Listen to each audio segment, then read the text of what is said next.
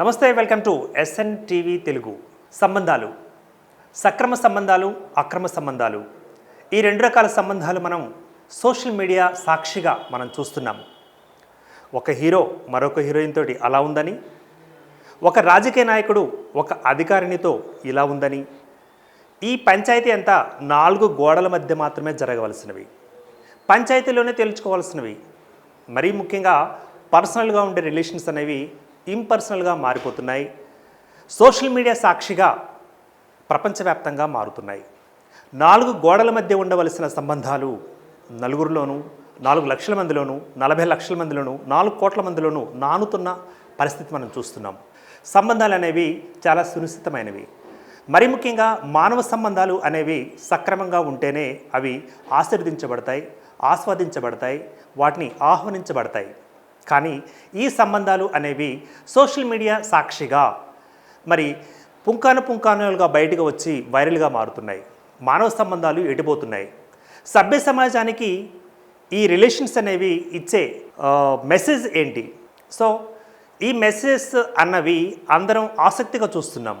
మరి ముఖ్యంగా మీడియా రంగంలో ఉండే వాళ్ళకి చక్కటి పదార్థంగా మారింది, అంటే ఒక యూట్యూబ్ కంటెంట్గా మారింది. సో కంటెంట్గా మారకుండా ఉండాలి అంటే మనం కరెక్ట్గా ఉండాలి. మనం కరెక్ట్గా ఉంటేనే మానవ సంబంధాలు అనేవి సక్రమంగా ముందుకు వెళ్తాయి. సో ఇటీవల కాలంలో మనం రాజ్ తరుణ్ విషయం మనం చూసాం. అదేవిధంగా విజయసాయిరెడ్డి అంటూ, శాంతి అంటూ, మదన్ అంటూ ఆ రిలేషన్స్ కూడా చూసాం.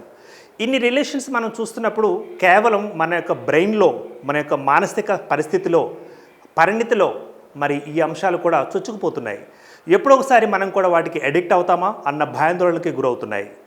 మరి నేను చెప్పొచ్చేది ఏంటంటే, ఈ రిలేషన్స్ అనేవి చాలా సునిశ్చితంగా, చాలా గుంబాళింపుగా, చాలా ఒక రకంగా అవి సీక్రెసీగా ఉండవలసినవి. ఎవరి వ్యక్తిగత లైఫ్ వారిది అనుకుంటే వారి వ్యక్తిగత జీవితాలను సోషల్ మీడియా వేదికగా బయటికి తీసుకురావడం ఎంతవరకు కరెక్ట్?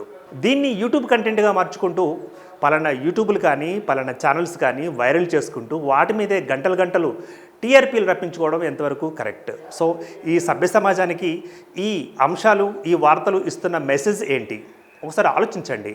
సో ఇటువంటి సంఘటనలు జరిగినప్పుడు అర్థం చేసుకొని, అవగాహన చేసుకొని వాటి మీద సంయమనంతో ఉండవలసిన పరిస్థితి ఏర్పడుతుంది. అంతేకాని వాటిని చిల్వల పలులుగా చేస్తే మానవ సమాజం మీద ఒక గొడ్డలు పెట్టులాగా అటువంటి సంబంధాలు కూడా పరిణమించే అవకాశం ఉంటుంది. So beware of that relations.